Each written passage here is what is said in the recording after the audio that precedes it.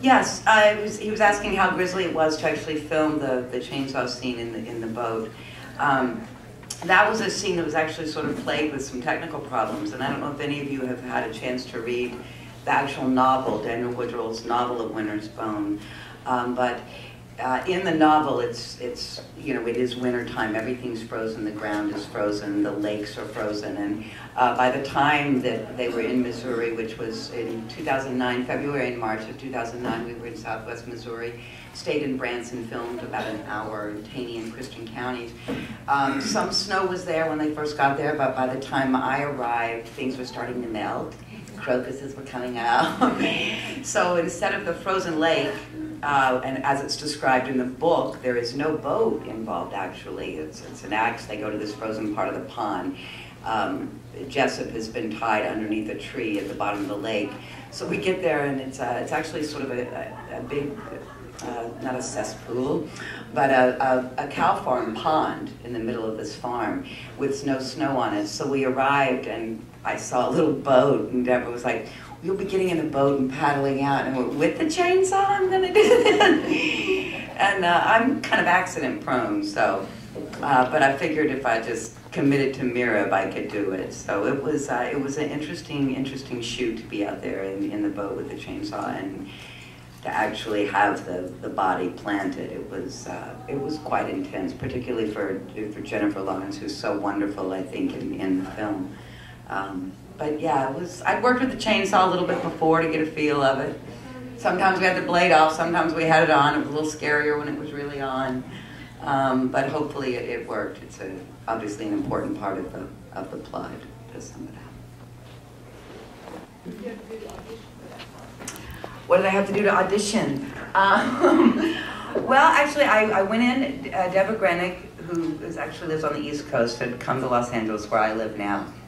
And I went in and I believe I forget which scene it was that she had me read from, and then she actually asked me to do some improvisation, which actually took place on the boat. And I had read the novel, so I had an idea of the greater picture, and we just sort of improv'd how I would speak to Ree if I were actually trying to talk her into doing this dastardly deed. So we just played around with it, and she said as soon as I got down on the floor, she felt the boat, and she knew she wanted me, so I was happy. I was really thrilled to be a part of it, because I love the script, and she's a terrific director, and it was a real labor of love on everyone's part. Any other questions? Thank you. I was born and raised in East Tennessee, in Knoxville, which is near the Smoky Mountains. I had cousins in Florida, so I used to come here years ago.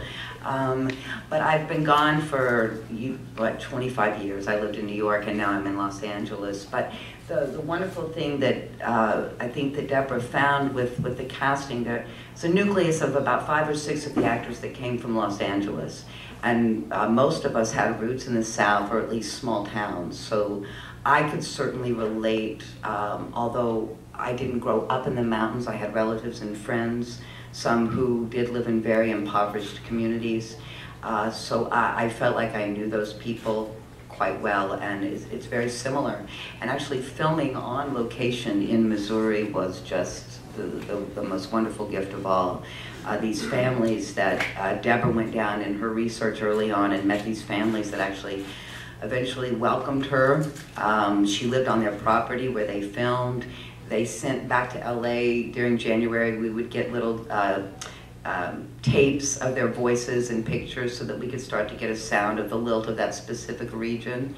And then her casting in Missouri, there was a handful, 3 or 4 of local young actors who were studying acting there that were in it, and the rest were almost entirely just local people who filled in smaller roles and as consultants. And being around the language and the people and on the property, it just permeated the air. So hopefully it came off in a realistic fashion if we were representing them truthfully and authentically.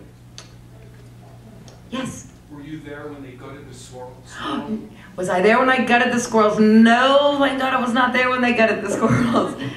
But that was a big part of the culture there. You know, they do eat squirrel for survival. I do remember reading something about someone that had actually had a party and they were serving squirrel, and the amount of squirrel it took to feed a lot of people was amazing. I probably no squirrels left.